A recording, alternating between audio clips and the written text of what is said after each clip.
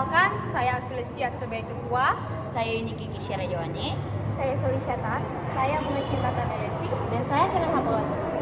Saat ini kami akan menjelaskan mengenai sistem komputer. Selamat menyaksikan. Dadah! Baik, saat ini saya akan menjelaskan mengenai komputer dan komponen penyusunnya. Komputer adalah peralatan elektronik yang menerima masukan data, mengolah data, dan memberikan hasil keluaran dalam bentuk informasi, baik itu berupa teks, suara, maupun video.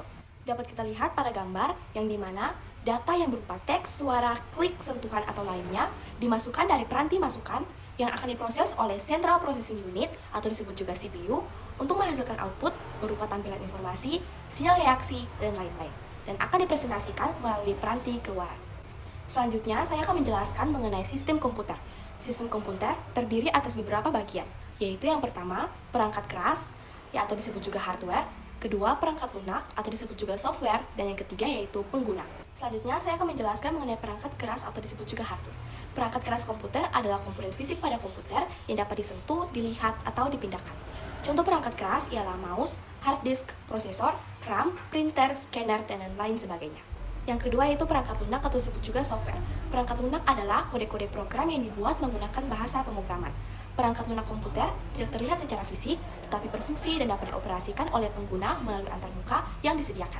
Contoh perangkat lunak ialah sistem operasi, aplikasi, dan lain sebagainya.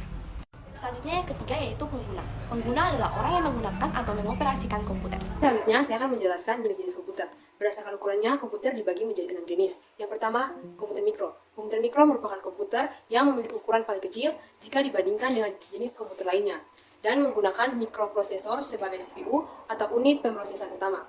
Contoh dari komputer mikro antara lain ultrabook, telepon pintar, dan tablet. Yang kedua adalah komputer personal. Komputer personal atau PC memiliki ukuran yang lebih besar dari komputer mikro dan memiliki kemampuan penyimpanan dan pengolahan data yang lebih besar jika dibandingkan dengan komputer mikro, dan dibuat untuk penggunaan personal.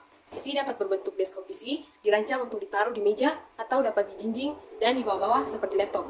Yang ketiga adalah mini PC. Mini PC merupakan komputer peralihan dari komputer personal ke komputer mini yang dipakai di industri. Biasanya dipakai untuk industri kecil atau personal untuk keperluan profesional atau industri kecil.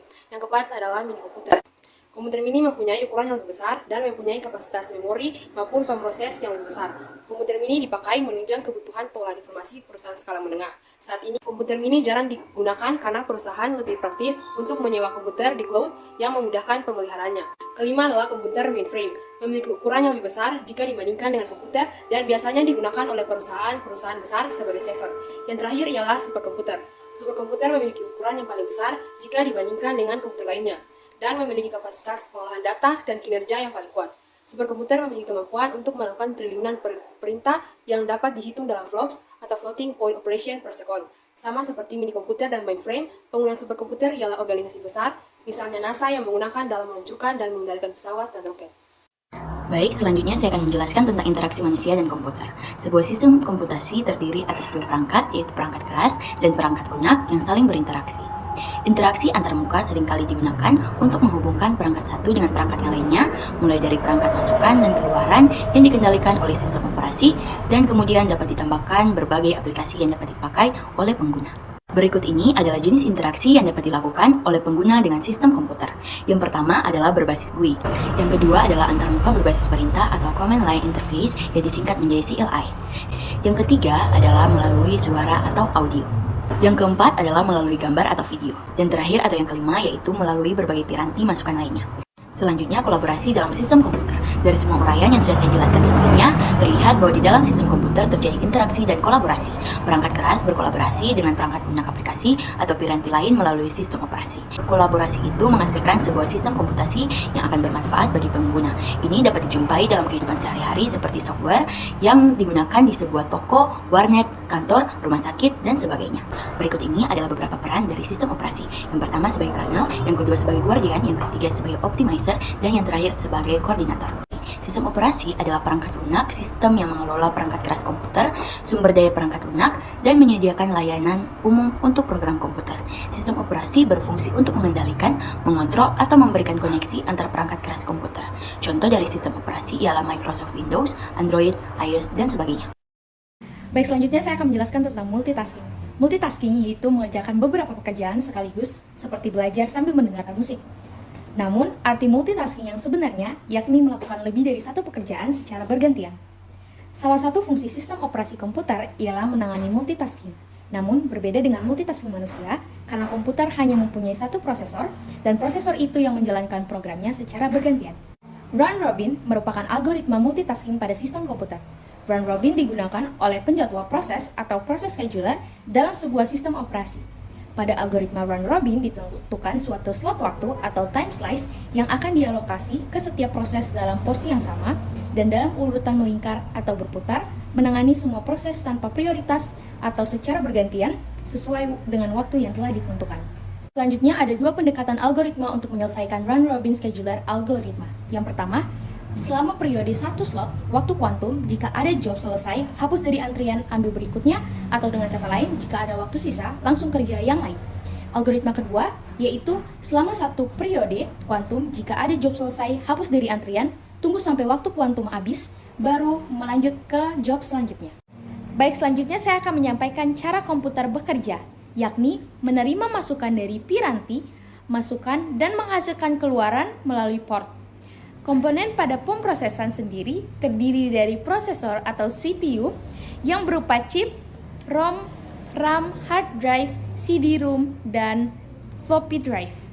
CD-ROM dan floppy drive ialah alat yang terhubung dengan media penyimpanan eksternal yaitu CD dan floppy disk. Selanjutnya saya akan menjelaskan mengenai CPU.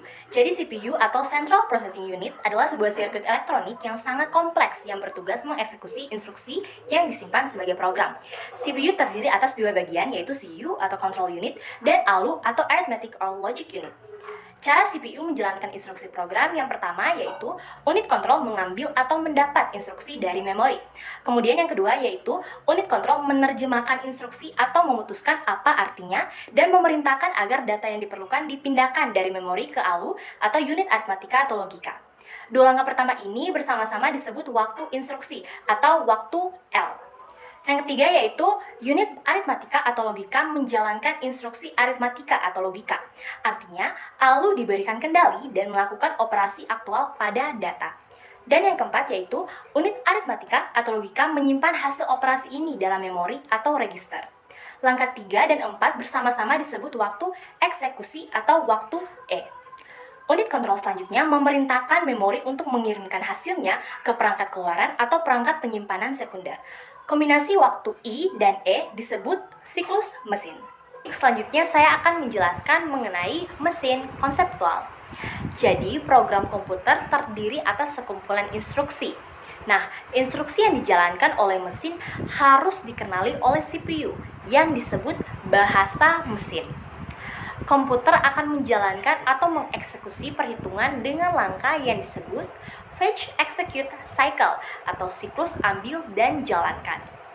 Nah, fetch execute cycle ialah operasi yang paling mendasar dalam komputer yang juga disebut fetch decode execute cycle.